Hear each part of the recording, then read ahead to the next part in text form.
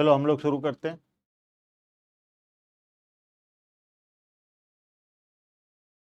हम लोग पढ़ रहे थे चैप्टर नंबर 1, है ना।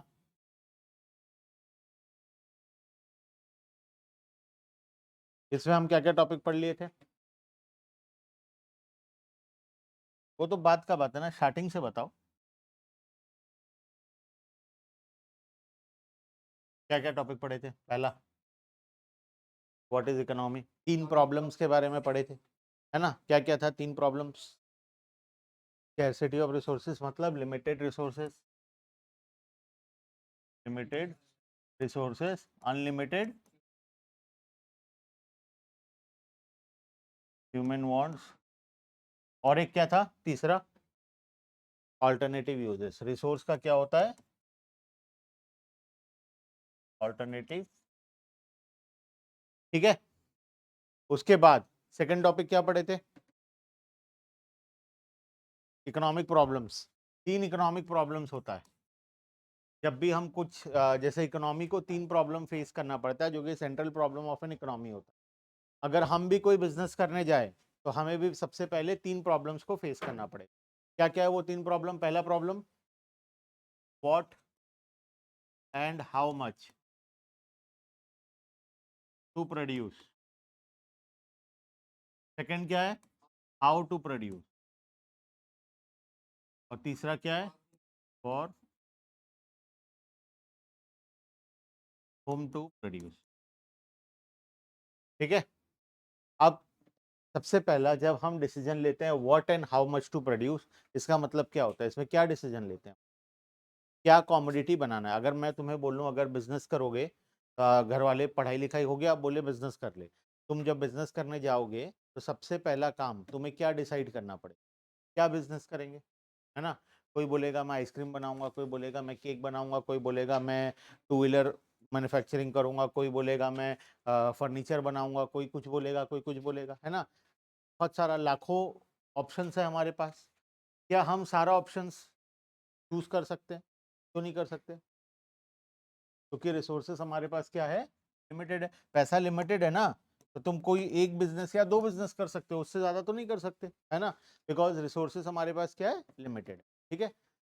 तो हमें सबसे पहले डिसीजन लेना पड़ेगा हमें क्या बनाना है और कितने क्वांटिटी में। स्मॉल स्केल बनाना है, एक छोटा सा फैक्ट्री, कि एक मीडियम साइज का फैक्ट्री बनाना है, या एक लार्ज स्केल बनाना है जिसमें हम लोग पूरे इंडिया में सप्लाई करेंगे। ठीक है। तो सबसे पहला decision, what and how much to.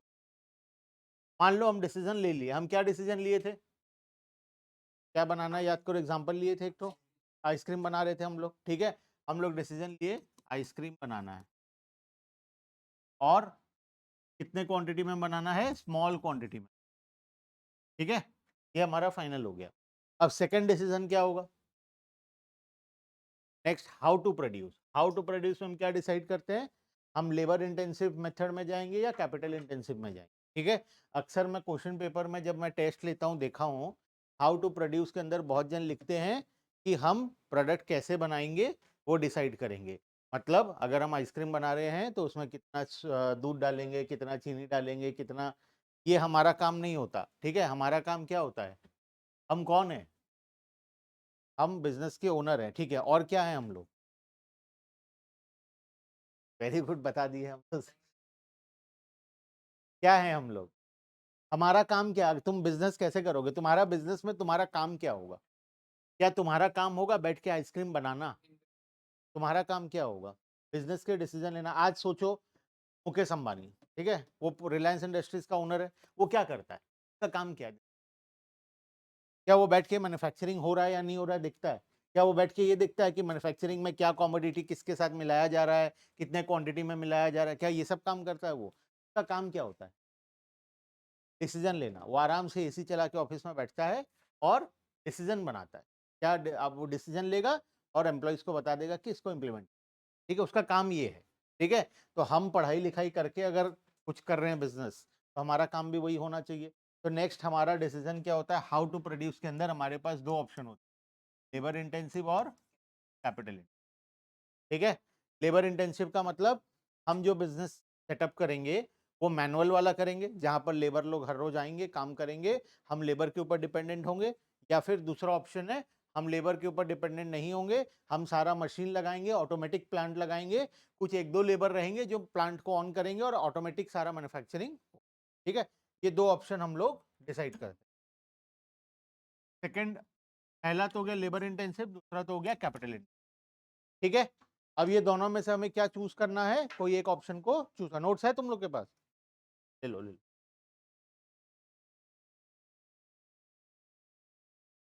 अब देखो, हाउ टू प्रोड्यूस के अंदर दो ऑप्शन हो गया, आइदर लेबर इंटेंसिव और capital intensive.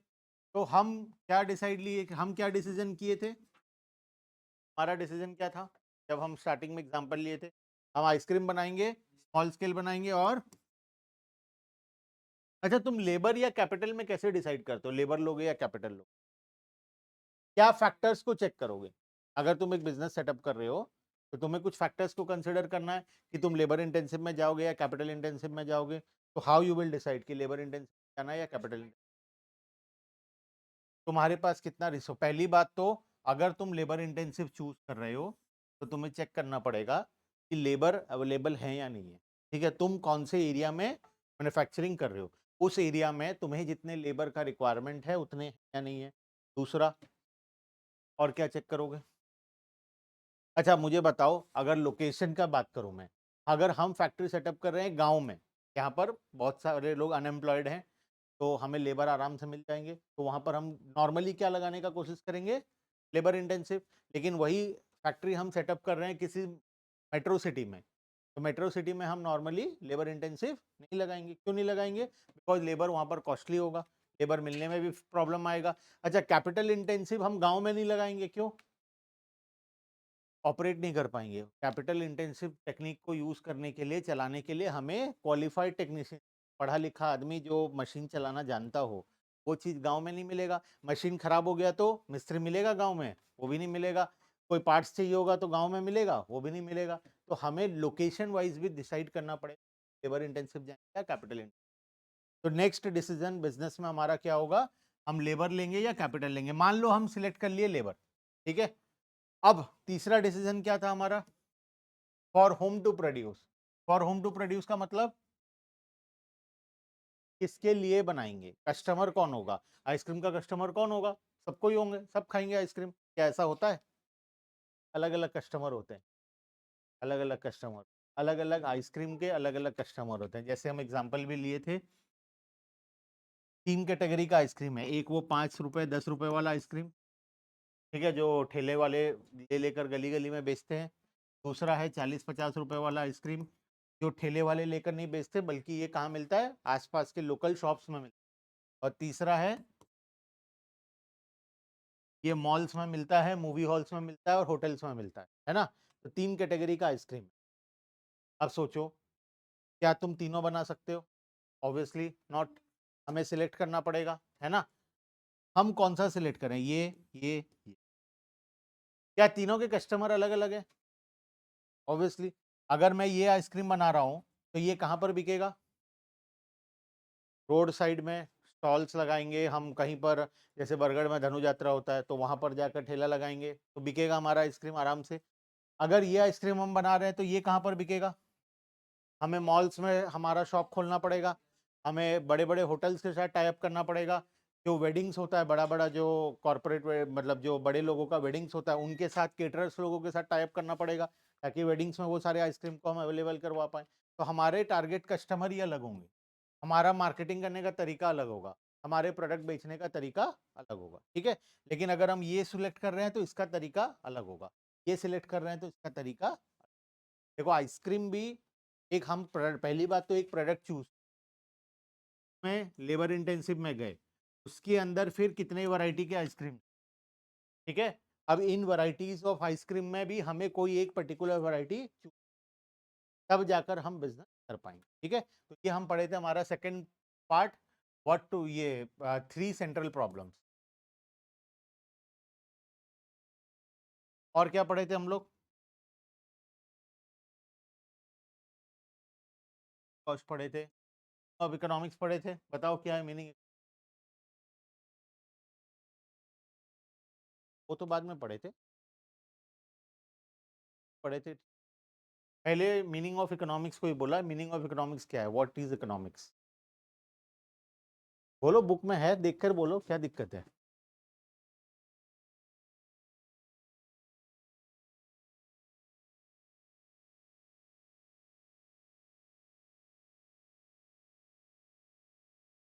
Very good, simple terms में बताओ क्या होता है इकोनॉमिक्स। आगे क्या, बोलो, बैठ के बोलो, बैठ के।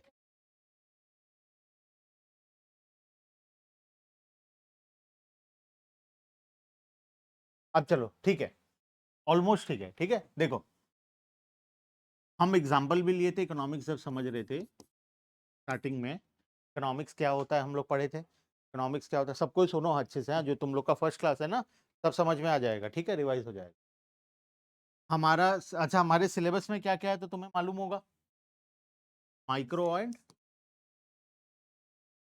एंड स्टैट्स, ये हमारा 11th के सिलेबस में है, और 12th में क्या है, मैक्रो एंड इंडियन इकोनॉमी, ठीक है। मतलब माइक्रो की जगह मैक्रो है, स्टैट्स की जगह इंडियन इकोनॉमी, ये 12th में है, दिस इज इन 12th, और ये कहाँ पर है, 11th, ठीक है। तो अभी फिलहाल हम लोग माइक्रो इकोनॉमिक्स का चैप्टर नंबर 1 पढ़ रहे हैं, ठीक है। अभी तक 2 ही टॉपिक हम लोग रिवाइज किए आज, अभी से सुनोगे अच्छे से समझ में आ जाएगा सब। देखो, इकोनॉमिक्स क्या होता है, हम लोग एग्जाम्पल लिए थे, तुम्हें घर से पॉकेट मनी, ठीक है, मान लो तुम्हें 1 मंथ का पॉकेट मनी मिला 2000 रुपये। अब ये 2000 रुपये में, 2000 तो हालांकि ज़्यादा है लेकिन फिर भी मान लेते हैं 2000 है, ठीक है। अब ये 2000 रुपये में तुम्हें अपना महीने भर का खर्चा चलाना है, ठीक है। अब तुम्हारे पास क्या क्या ऑप्शंस है, तुम्हारे नीड्स क्या क्या हैं, बताओ दो चार, क्या करोगे तुम 2000 रुपये का?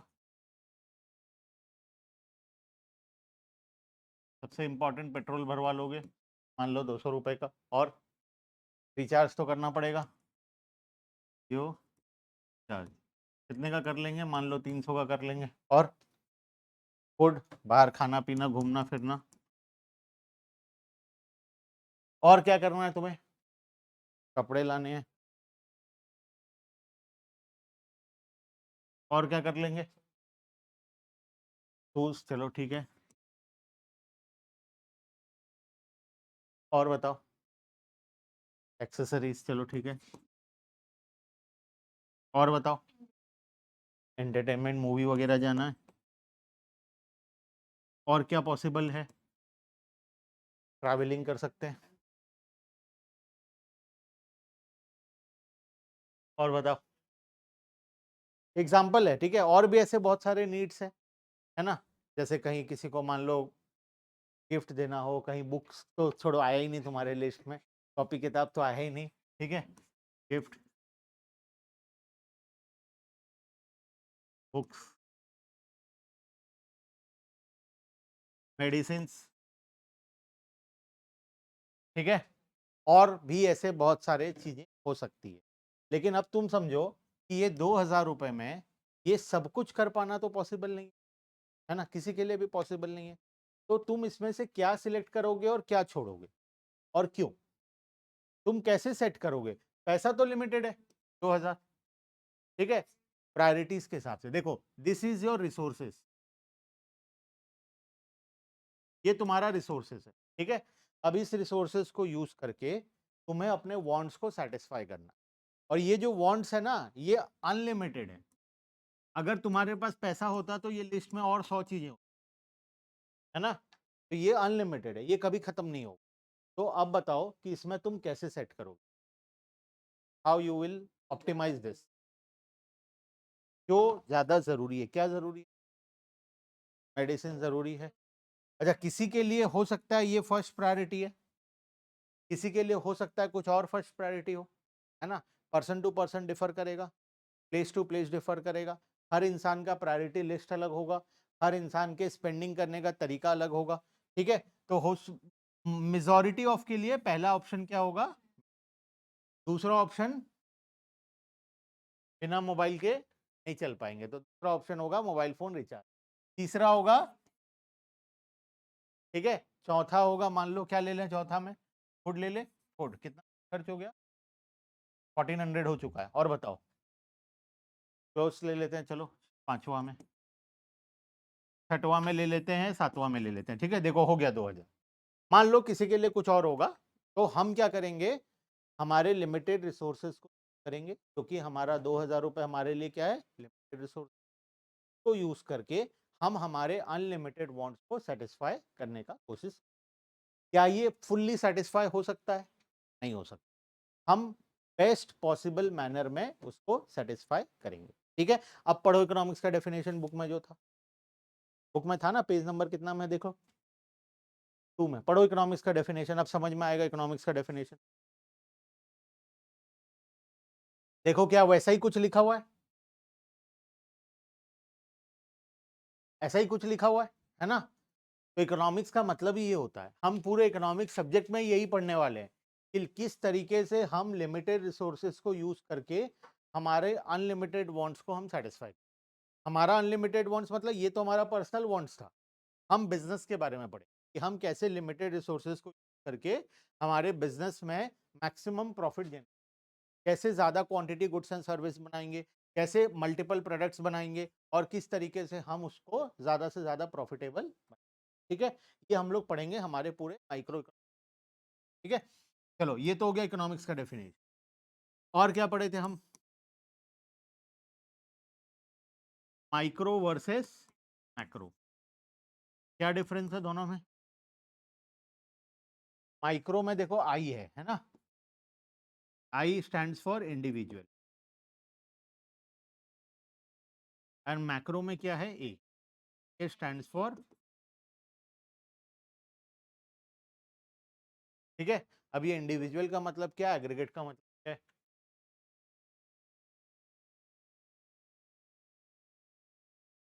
Small business. ठीक है, पूरा नेशन के बारे में।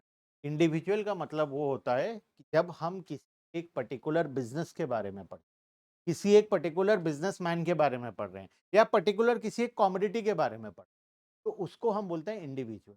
ठीक है, और मार्केट हम किसको बोलते हैं, जब हम पूरे होल नेशन के बारे में पढ़, मतलब कुछ ऐसी चीजों के बारे में पढ़ रहे हैं जिसका इंपैक्ट पूरे इंडिया में सभी को होगा, या मेजोरिटी ऑफ द लोगों को होगा। और इंडिविजुअल में वो फैक्टर्स होते हैं जिसका इंपैक्ट कुछ लोगों को होगा, या कुछ एक दो लोगों को होगा, एक बिजनेसमैन को होगा, या एक छोटे से ग्रुप ऑफ पीपल को उसका इंपैक्ट होगा। जैसे एग्जांपल लेते हैं, मान लो मेरा एक फैक्ट्री है, ठीक है, मैं बनाता हूँ रिमोट, ठीक है, एसी का रिमोट बनाता हूँ। अब एसी का मैं कितना प्रोडक्ट बनाऊंगा, कितना सेल करूंगा, क्या प्राइस में बेचूंगा, तो ये सारा फैक्टर्स किसको इम्पैक्ट करेगा, सिर्फ मुझे इम्पैक्ट करेगा, या मेरे थोड़े मोड़े जो कस्टमर्स हैं उनको इम्पैक्ट करेगा, उससे ज़्यादा तो लोगों को इम्पैक्ट नहीं करेगा। तो जब हम एक पर्टिकुलर बिजनेस का डिमांड के बारे में पढ़ते हैं, सप्लाई के बारे में पढ़ते हैं, प्रोडक्शन के बारे में पढ़ते हैं, उसको हम लोग बोलते हैं इंडिविजुअल।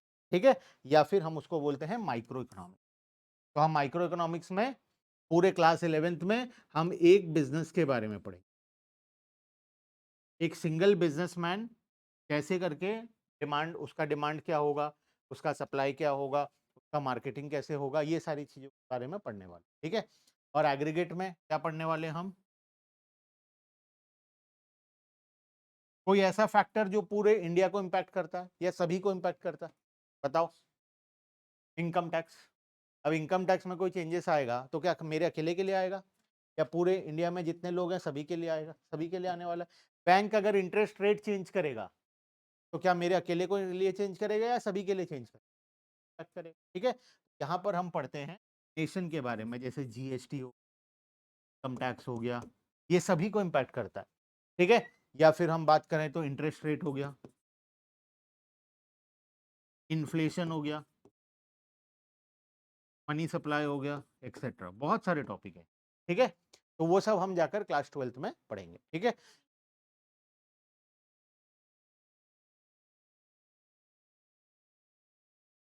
नहीं नहीं, शेयर बाजार तो हम पढ़ेंगे नहीं, पहली बात ना 11th में ना 12th में। और शेयर मार्केट दोनों चीजों से इम्पैक्ट होता है, माइक्रो फैक्टर से भी इम्पैक्ट होता है, मैक्रो फैक्टर से भी इम्पैक्ट होता है। रिलायंस इंडस्ट्रीज है जैसे, अब रिलायंस इंडस्ट्री का शेयर प्राइस ऊपर जाएगा या नीचे जाएगा, दोनों चीजों पर डिपेंड करेगा। एक तो उसके कंपनी में क्या हो रहा है, जो कि माइक्रो फैक्टर है, उसके कंपनी में डिमांड आ रहा है, उसके प्रोडक्ट का डिमांड है नहीं है, वो प्रोडक्शन कर रहा है नहीं कर रहा है, उसके फैक्टर्स के ऊपर भी डिपेंड करेगा। और दूसरा बाहर के फैक्टर्स पे भी डिपेंड करेगा। गवर्नमेंट उसके ऊपर जीएसटी कितना लगा रहा है, इनकम टैक्स क्या है, उस के ऊपर भी डिपेंड कर, ठीक है। तो शेयर बाजार दोनों चीजों के ऊपर डिपेंड करता है, माइक्रो फैक्टर एंड मैक्रो, ठीक है। और क्या पढ़े थे हम लोग, ये तो हो गया माइक्रो मैक्रो। और एक और डिफरेंस बिटवीन पढ़े थे, positive versus normative. Positive economics या positive science versus normative science, ठीक है। क्या होता है पॉजिटिव, क्या होता है नॉर्मेटिव? पॉजिटिव में हम देखते हैं फैक्ट्स के बारे में, और यहां पर हम देखते हैं वैल्यू जजमेंट के,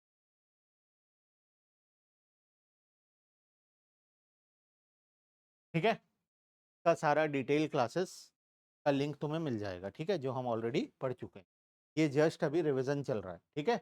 तो जो डिटेल क्लासेस है जहां पर ये सारे टॉपिक्स को हम पढ़े हैं, उसका लिंक आज आज ग्रुप में ऐड हो जाना, ग्रुप में ऐड होने से वहां पे डाल देंगे, ठीक है। तो वहां से तुम डिटेल क्लासेस आराम से कर लेना। जो भी क्लासेस होता है सब रिकॉर्ड होता है, रिकॉर्ड होकर अपलोड होता है, ठीक है। तो वहां से जाकर तुम कोई भी क्लासेस, कभी भी तुम्हें लग रहा है कि हमें ये टॉपिक में डाउट है, तो तुम जाकर उसको कितनी बार भी प्ले करके देख सकते हो, ठीक है। चलो अब देखो, positive economics and normative economics. एक एग्जांपल दे सकते हो पॉजिटिव का, एक नॉर्मेटिव का एग्जांपल? पॉजिटिव का एग्जांपल,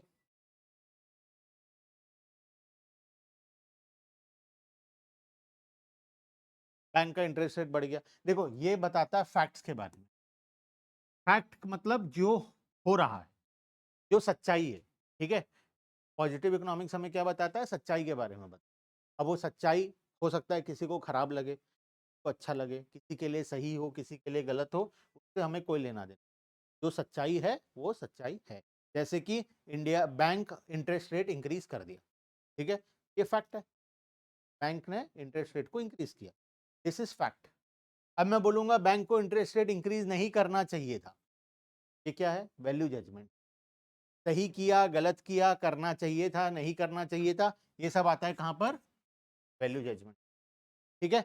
तो पॉजिटिव इकोनॉमिक्स हमें बताता है फैक्ट्स के बारे में, और ये बताता है हमें वैल्यू जजमेंट, ठीक है। मैं एक एग्जांपल दिया था पॉजिटिव का, हाँ, फादर ने सन को मारा, ठीक है, ये फैक्ट है।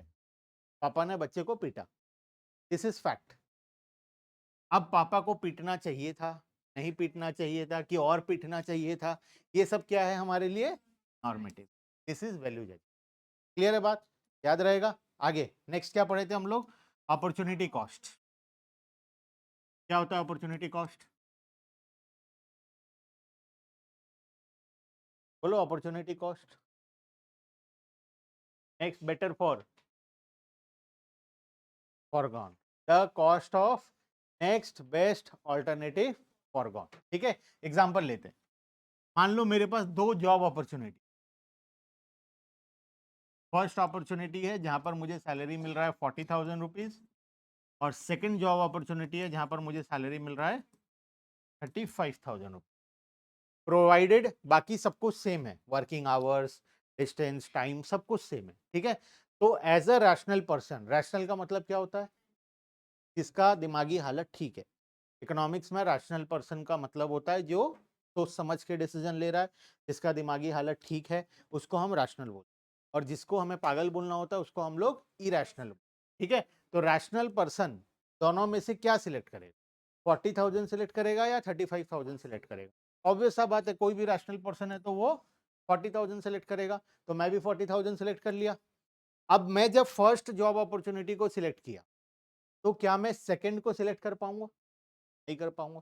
एक बार मैं तो एक ही जॉब करूंगा, या तो फर्स्ट वाला करूंगा, या तो कंपनी ए में करूंगा, या कंपनी बी में करूंगा, दोनों जगह तो जॉब नहीं कर सकता। तो जब मैं इसको सिलेक्ट किया, मुझे इसको छोड़ना पड़ा, तो दिस इज माय अपॉर्चुनिटी। मतलब 40,000 वाले जॉब को सिलेक्ट करने के लिए ये 35,000 वाले जॉब को मैं इसको सिलेक्ट नहीं कर पाया, ठीक है। तो इंक्रीमेंटल बेनिफिट कितना हो रहा है मुझे, सिर्फ 5,000। अगर मैं ये जॉब नहीं मिलता तो मुझे नेक्स्ट 35,000 वाला मिल जाता। तो मुझे इस जॉब करने का एक्स्ट्रा बेनिफिट कितना हो रहा है, क्योंकि 35,000 का ऑप्शन तो था ही।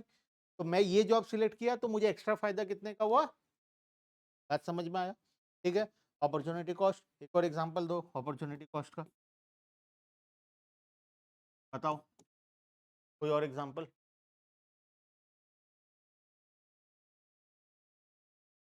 तुम लोग तो बताओ, तुम लोग तो पीपीसी और पीपीएफ सब पढ़ लिए हो, बताओ मार्जिनल अपॉर्चुनिटी कॉस्ट वगैरह सब पढ़ लियो, बोलो अपॉर्चुनिटी कॉस्ट के एग्जांपल।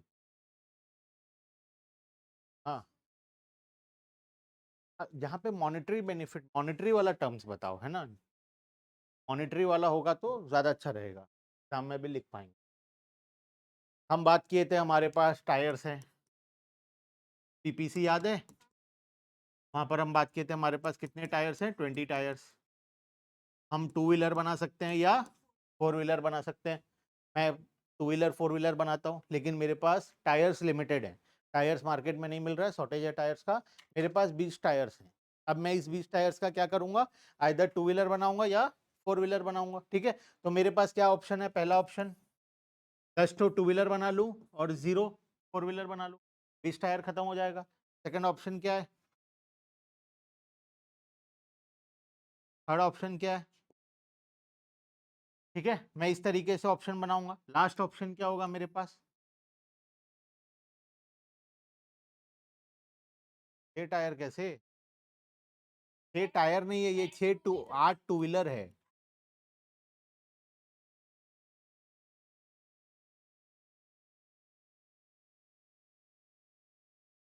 ठीक है, समझ आ गया ना आप। देखो, तो लास्ट ऑप्शन क्या है हमारे पास, 0 और 5। तो अगर मैं ये ऑप्शन सिलेक्ट करता हूं तो मैं 10 ठो टू व्हीलर बनाऊंगा, मैं फोर व्हीलर नहीं बना पाऊंगा। लेकिन अगर ये ऑप्शन सिलेक्ट करता हूं तो मैं एक एक्स्ट्रा कार को बनाने के लिए, एक कार को बनाने के लिए कितना टू व्हीलर सैक्रिफाइस किया, 2 ठो। तो अपॉर्चुनिटी, कार को बनाने के लिए हमें क्या करना पड़ रहा है, व्हीलर सैक्रिफाइस। जैसे 40,000 वाला जॉब को सिलेक्ट करने के लिए हमें 35,000 वाला जॉब सैक्रिफाइस करना पड़ा, उसी तरीके से कार को बनाने के लिए हमें टू व्हीलर सैक्रिफाइस करना पड़ा। ठीक है, तो कार बनाने का अपॉर्चुनिटी कॉस्ट क्या है, 2 यूनिट्स ऑफ टू व्हीलर, 2 ठो टू व्हीलर। बात समझ में आया, ठीक है, अपॉर्चुनिटी कॉस्ट हो गया। और क्या पढ़े थे हम लोग, यस, प्रोडक्शन पॉसिबिलिटी कर्व, या फिर जिस प्रोडक्शन पॉसिबिलिटी, सबसे इंपॉर्टेंट टॉपिक है चैप्टर 1 में, ठीक है। अब प्रोडक्शन पॉसिबिलिटी कर्व या फ्रंटियर में क्या होता है, हम यहाँ पर पॉसिबल कॉम्बिनेशंस बना, ठीक है। जैसे मान लो मैं मैन्युफैक्चरर हूँ, मेरे पास रिसोर्सेज है, और रिसोर्सेज क्या है, लिमिटेड है। मेरे पास जो रिसोर्स है ये शॉर्टेज है मार्केट में और वो लिमिटेड है हमारे। अब इन रिसोर्सेज को यूज करके मैं क्या कॉमोडिटी कितने क्वांटिटी में बना सकता हूं, हम उसका कॉम्बिनेशन, जैसे अभी हम लोग किए, हमारे पास 20 टायर्स था। अब 20 टायर्स में हमारे पास दो ऑप्शन था, टू व्हीलर और फोर व्हीलर। तो टू व्हीलर में हम ऑप्शन ए लिए 10 ठो, और ये लिए बी में लिए 8 ठो, और ये लिए 6 ठो, और ये डी में लिए हम लोग 4 और 3।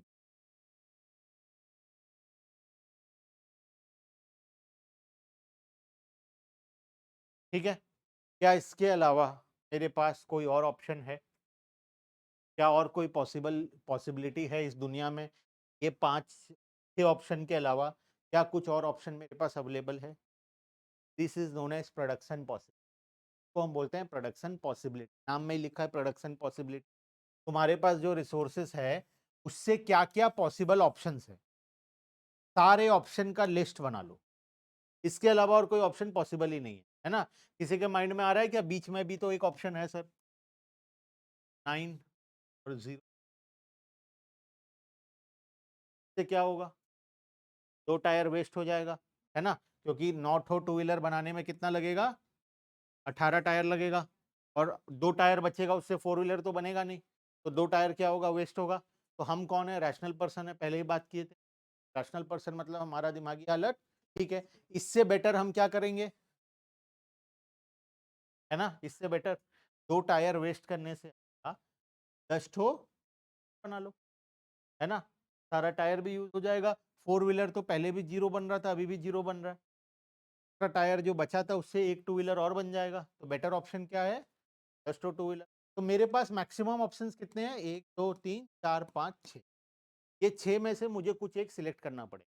इसके अलावा और कोई ऑप्शन मेरे पास नहीं। ये लिस्ट को हम लोग बोलते हैं प्रोडक्शन, ठीक है। अब हम जब इसका एक डायग्राम बना लेंगे, इसी को हम एक डायग्राम में कन्वर्ट कर लेंगे। डायग्राम आता है बनाना टेबल देखकर, तो एक्स एक्सिस बना लो, वाई एक्सिस और एक डायग्राम बना लो, बचपन में मैथ्स में करते आए हो, ठीक है। तो जब हम इसका एक डायग्राम बना लेंगे,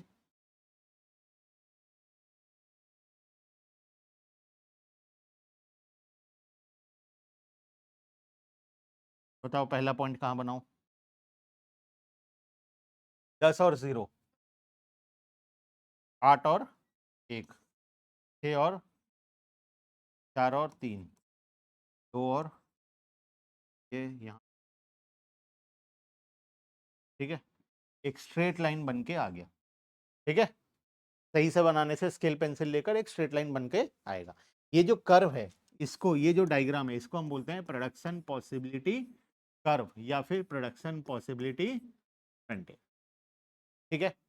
समझ में आया प्रोडक्शन पॉसिबिलिटी क्या होता है? कोई डाउट?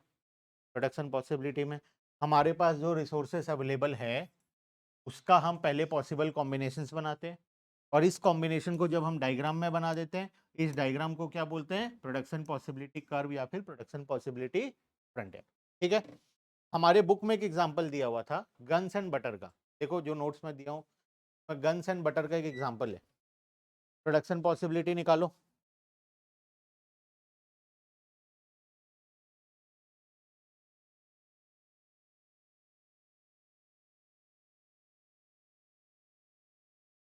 मिला? मैं भी निकाल देता हूँ।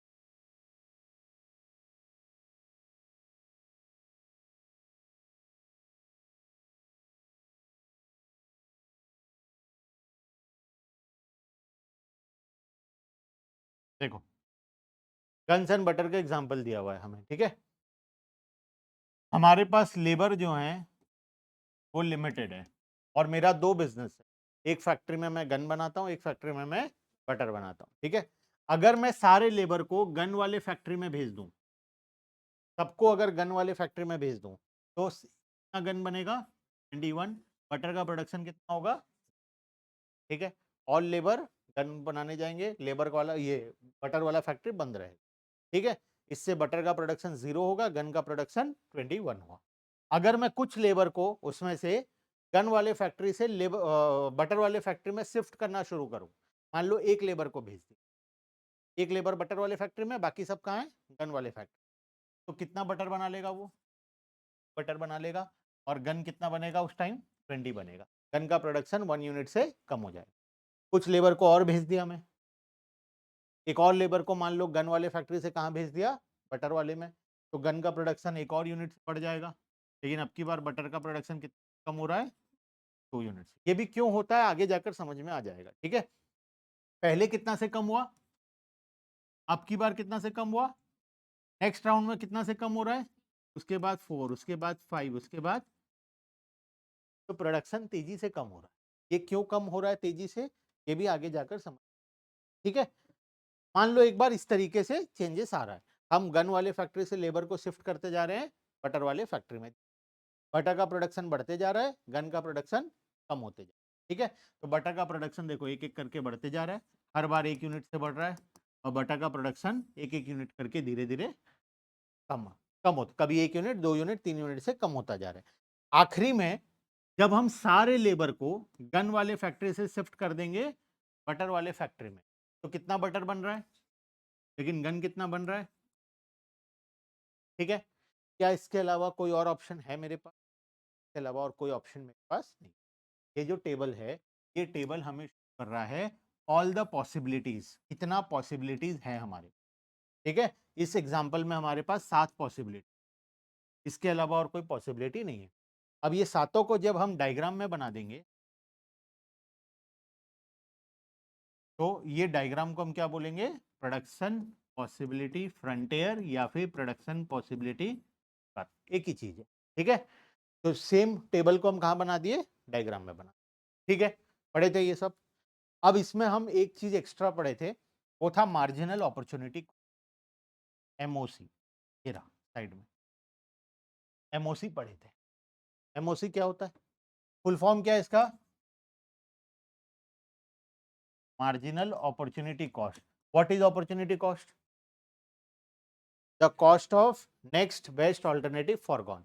मतलब अगर हम बटर बना रहे हैं तो हमें गन को सैक्रिफाइस करना पड़ रहा है, तो गन हमारे लिए क्या होगा? Opportunity cost. अगर हम गन बना रहे हैं तो बटर हमें सैक्रिफाइस करना पड़ रहा है, तो बटर हमारे लिए क्या होगा? अपॉर्चुनिटी. मार्जिनल का मतलब क्या?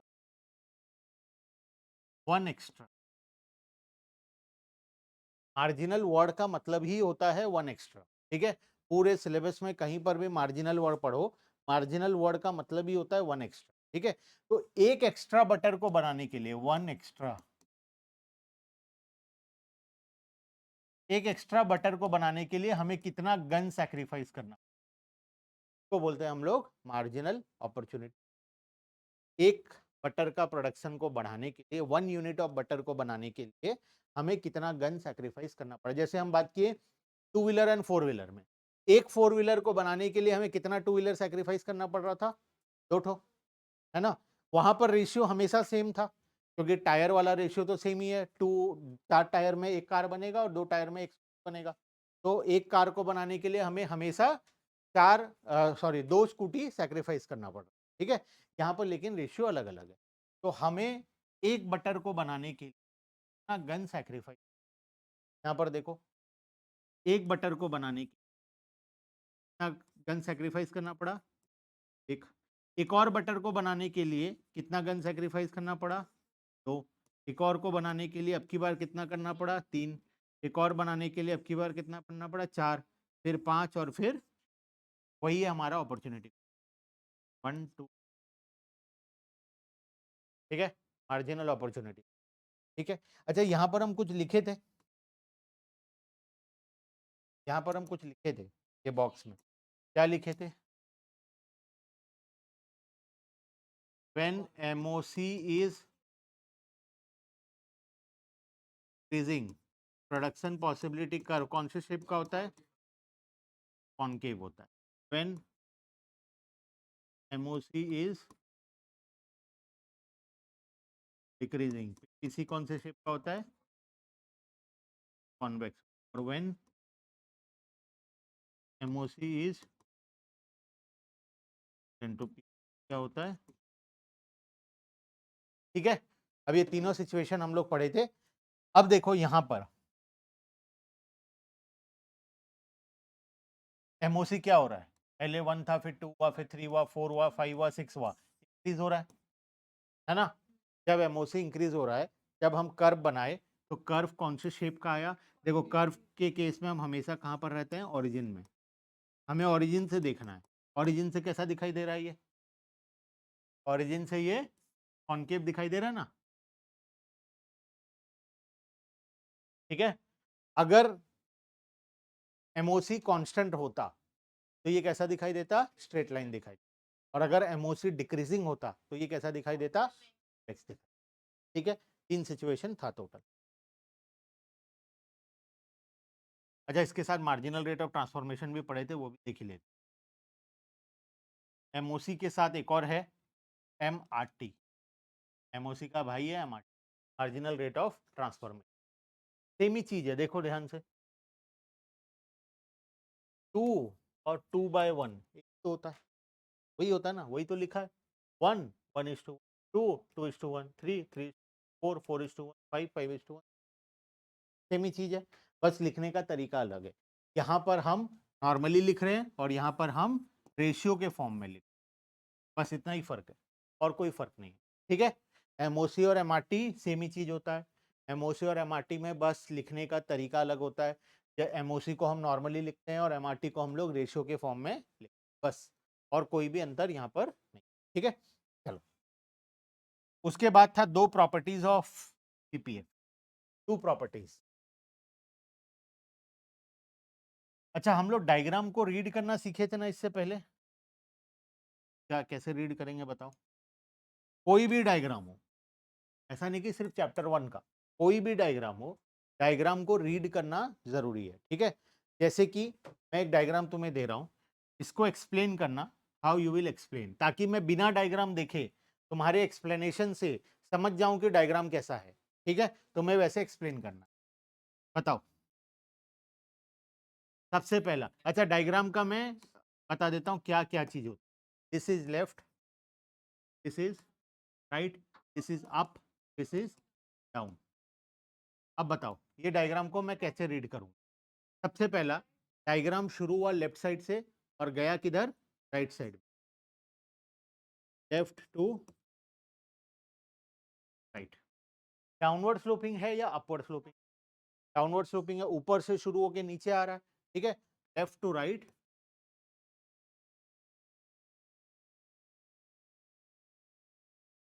और शेप कैसा है, कॉनकेव है या कॉन्वेक्स है? कॉन्वेक्स। हो गया। तीन चीज हमें देखना होता है, लेफ्ट टू राइट है या राइट टू लेफ्ट है। Normally 99% of the diagram left to right ही होता है, ठीक है। उसके बाद डाउनवर्ड स्लोपिंग है या अपवर्ड स्लोपिंग है, और कॉनकेव है, कॉन्वेक्स है या स्ट्रेट। बस ये तीनों चीज को एक्सप्लेन करने से तुम आराम से डायग्राम बना सकते हो।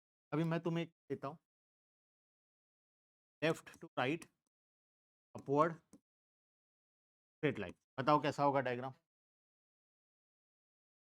नीचे से ऊपर। हो गया, है ना। तो एक्सप्लेनेशन को देखकर तुम डायग्राम बना सकते हो, डायग्राम को देखकर उसका एक्सप्लेनेशन, इजी है बहुत, ठीक है। अब मुझे बताओ, यहाँ पर दो प्रॉपर्टी हम लोग पढ़ रहे थे, two properties, PPF slopes downward. अच्छा, कोई भी डायग्राम डाउनवर्ड स्लोपिंग कब होता है और अपवर्ड स्लोपिंग कब होता है? 99% of the diagram left to right होगा, ठीक है। कॉनकेव, कॉन्वेक्स या स्ट्रेट लाइन तो हम बात किए, अगर पीपीए, अगर एमओसी कांस्टेंट होगा, इंक्रीजिंग होगा या डिक्रीजिंग होगा तो होगा। लेकिन डाउनवर्ड स्लोपिंग और अपवर्ड स्लोपिंग कैसे पता चलेगा कि डायग्राम डाउनवर्ड होने वाला है या अपवर्ड होने वाला है? इनवर्स रिलेशन, इनवर्स होगा तो डाउनवर्ड होगा, और डायरेक्ट होगा तो अप। जैसे एग्जांपल देता हूं, hours of leisure and marks in exam, ये एग्जांपल लिए थे हम लोग।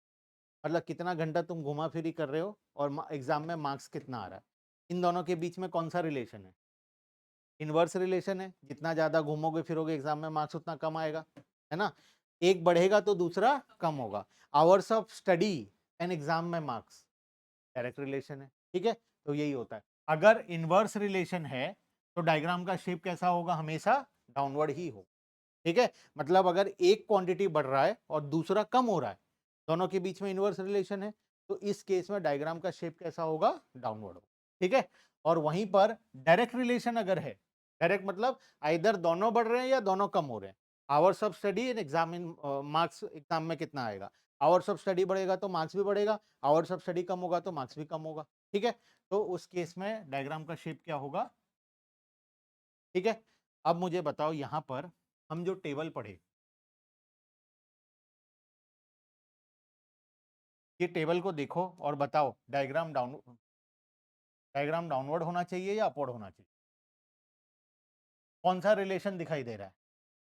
एक कम हो रहा है तो दूसरा क्या हो रहा है, बढ़ रहा है। देखो 0 से 1 हुआ, 2 3 4 5 6 इंक्रीज हो रहा है, तो ये क्या हो रहा है, दोनों के बीच में कौन सा रिलेशन है, वर्स रिलेशन।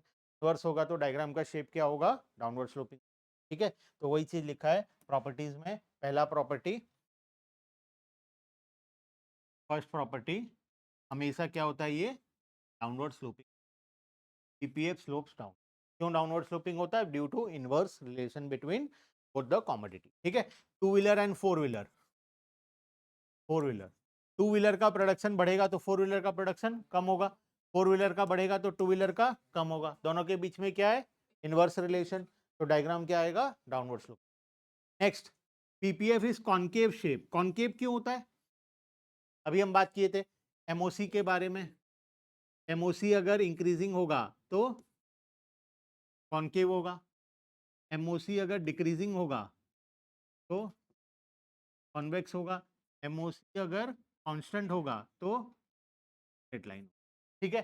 तो पीपीएफ के केस में एमओसी क्या था, इंक्रीजिंग था, का शेप क्या हो गया, ठीक है। बात समझ में आया, क्लियर है। दो प्रॉपर्टी, एक डाउनवर्ड स्लोपिंग का, दूसरा कॉन्वेक्स। ठीक है, आगे चलते हैं।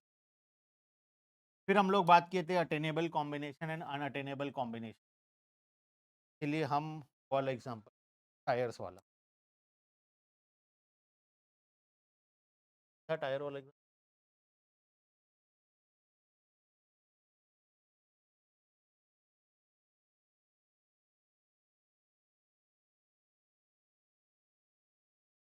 क्या टाइम हो गया क्या? चलो ठीक है, तो यहीं से हम लोग ना नेक्स्ट क्लास में कंटिन्यू, ठीक है, नो मोर रिविजन्स नेक्स्ट क्लास में, ठीक है। अब यहाँ से आगे कंटिन्यू करेंगे और चैप्टर को एंड, हाँ पढ़ चुके हैं, यहाँ से आगे रिवाइज करेंगे।